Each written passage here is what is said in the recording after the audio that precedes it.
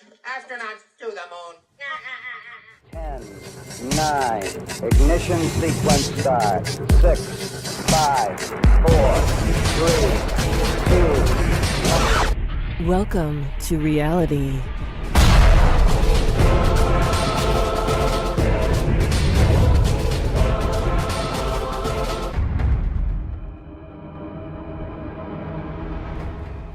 What's going on, everyone? It's Jeranism back with another video for you today. First, an apology to those who have been waiting for Please Explain It to Me Volume 2. That is coming up next, so have no fear. But I wanted to get this out first. It's also late, and this video stems from a conversation we had on Globebusters. We had a little talk with Max IGAN, and you may know him from The Crow House. He also has made some awesome movies, so check those out. The Awakening, The Calling, Transformation. But he's got a great message, and he doesn't think too highly of the flat earth. You can find him in the link below, so if you want to watch his stuff. Also, you can find his interview on Globebusters in the link below as well. He tells us that he thinks the flat earth is a circular argument and that it can't be proven. So let me let you hear his version of the story first, and then we'll be back to talk about his conversation on Globebusters and a little flight anomaly that he experienced when flying from Santiago, Chile to Sydney, Australia. Yeah, when I identified the whole flat Earth globe Earth debate as being a psyop, I wasn't saying that one side was particularly true. I was saying that the movement is being played as a divisive mechanism. It's being played as a psyop. You know, it's a psychological operation. It's being used to divide the community. And if you just look at what this movement has done, it's at loggerheads. It's put everybody at loggerheads with each other, because you've got two sides stating an absolute. And everybody's argument, if you listen to the flat earthers and the globe earthers talking to each other, each one of them is saying you can't prove the earth's flat, and the globe earthers are saying prove the globe. That's their whole baseline when it comes down to it, is prove the globe. Yeah. And ultimately, there are 5 models that are put forth for this earth, and not one of them can adequately explain reality, not yet.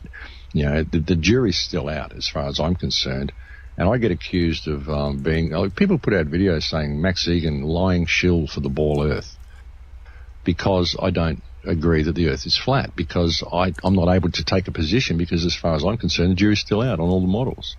There isn't one model, like I said, that explains reality adequately, and no model that answers all of the things that are here. So why am I expected to take a position, and why am I accused of having a position simply because I won't take on someone else's belief system? You know what I'm saying? So you get involved in this circular paradoxical argument. It's an argument that's completely paradoxical, and you can't ever win the argument. No one can win from either side, because each side is demanding absolutes when there are no absolutes. So he sees it as a psyop. He says it's a paradoxical argument, but he also noticed something very interesting on his recent flight from Santiago, Chile to Sydney, Australia. First off, he did show us that the flight exists, so we thank him for that. And second, he showed us a rather interesting anomaly that perhaps is a significant detail in the entire globe versus flat debate. So let's pick up the conversation that was on Globebusters and see what he's got to say and what his video shows. Actually share something else with you regarding that flight, which I found unusual, which I'm sure you will get something of interest from. And I don't know what it means, but this is what happened. Someone said to me, make sure you take your compass next time. So I did. I took a compass with me. I have a very good compass. I could turn my camera on and show it to you if you want. I could actually show you the video of this little particular section of the flight if you want it. And I was about maybe more, 5, 6, 7 hours, 8, I don't know, a fair bit in the flight. I've been asleep for about 5 hours, and I woke up and I'm quite groggy. It was daylight all the way back, flying all the way back from South America. It was daylight. If you look at the map, you take a southwestern route, then you go west, and then you take a northwestern route as you come back up to Sydney from when you cross over just before you get to New Zealand. You sort of start going north again, northwest.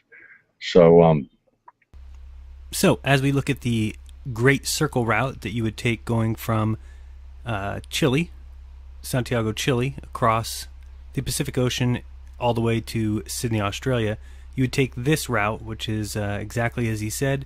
You would start out first going south or southwest, and then you would take a little portion of it going west, and then you would go northwest. So that would be the lineup. I was looking at their compass, and their compass at one particular point was reading northwest, and my compass was reading west-southwest. And my compass stayed reading west-southwest for the entire journey, well, the entire journey that I was awake anyway.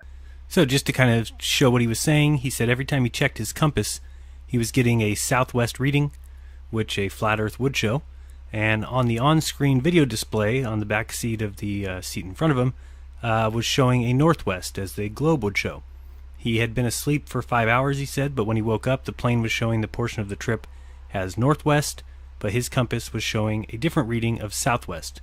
He also claimed that his compass remained in the southwest position for the entire remainder of his flight, and then he went home and checked the compass against many others, a digital compass and another compass, and said his compass was working fine. So we'll listen to the rest of this and watch the video of him showing us exactly what anomaly he found.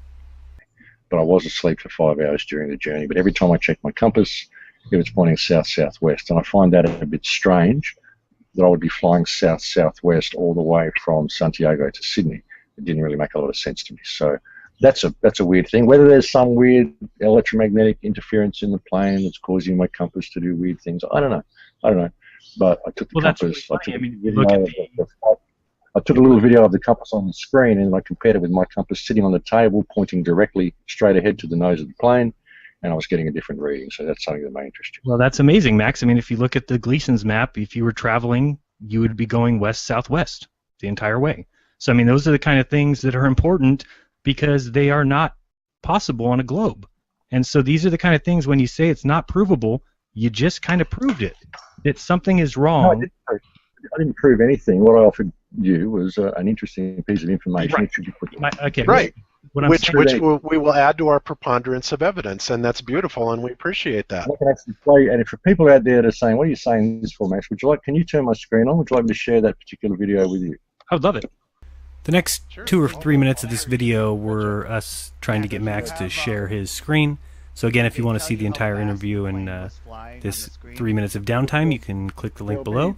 Otherwise, we're fast forwarding to when he finally got his video showing for everyone in the Hangout. So here you go. Play the video now. Tell me if you can see this, okay? When it gives you a bunch of options, click the entire screen button. Do you see one that says Full screen. Yeah, full screen, then click OK. And then try playing it so you can see it, and we'll be able to see it. Can you see now? Let's see. Can you see this now? Folks, I've been asleep for about 5 hours. There you go. We got it. And now, as you can see,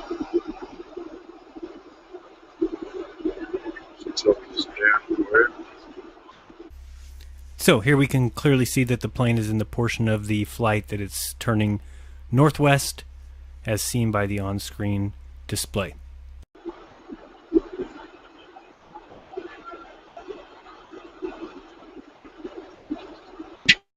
daylight all the way.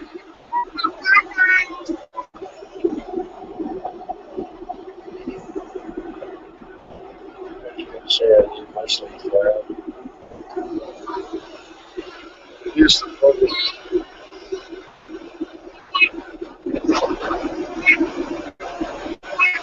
That's the reading that I'm getting. So as we can see here, as he said, in the radar or on the on-screen display, clearly the plane is traveling northwest, according to the flight tracker. I'm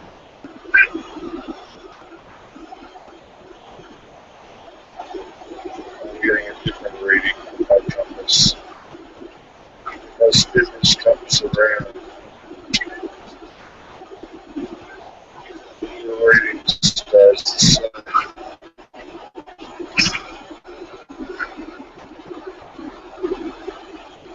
They're giving me a reading of northwest. They're giving me a map direction of northwest. But on my compass, I'm getting a reading to southwest. So, as you can see, the compass is clearly showing southwest or west-southwest, and the on-screen display is showing it is going northwest. Quite a large anomaly. So let's do that again.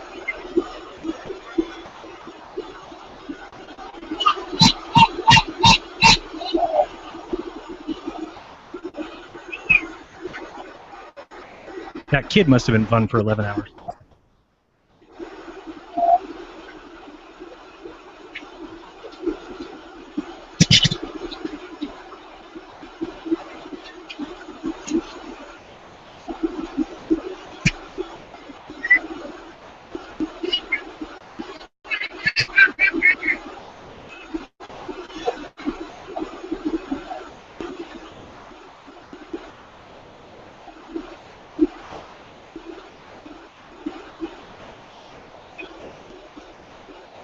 Yeah, I'm actually looking at that on the Gleason's map, and that would tend to agree with the flat Earth map, Max's compass readings, wouldn't it, Jaron?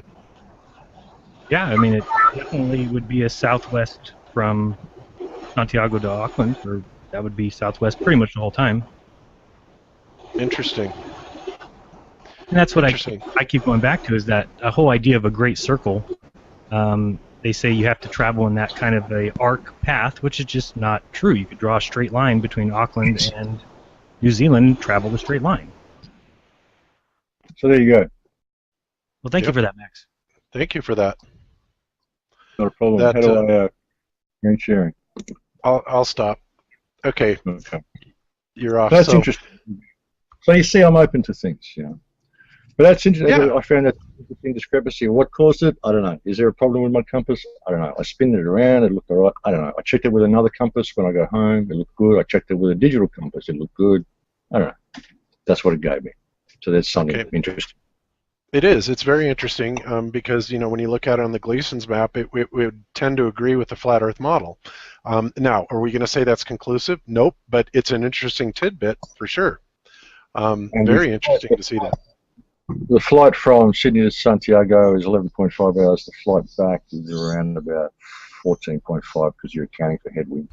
So, as you can see, something is clearly weird about that particular flight, which seems to show northwest as the intended path of the flight, yet Max clearly showed, at least that portion of the flight was showing southwest on his compass, and he claims that it showed southwest the entire time he was awake.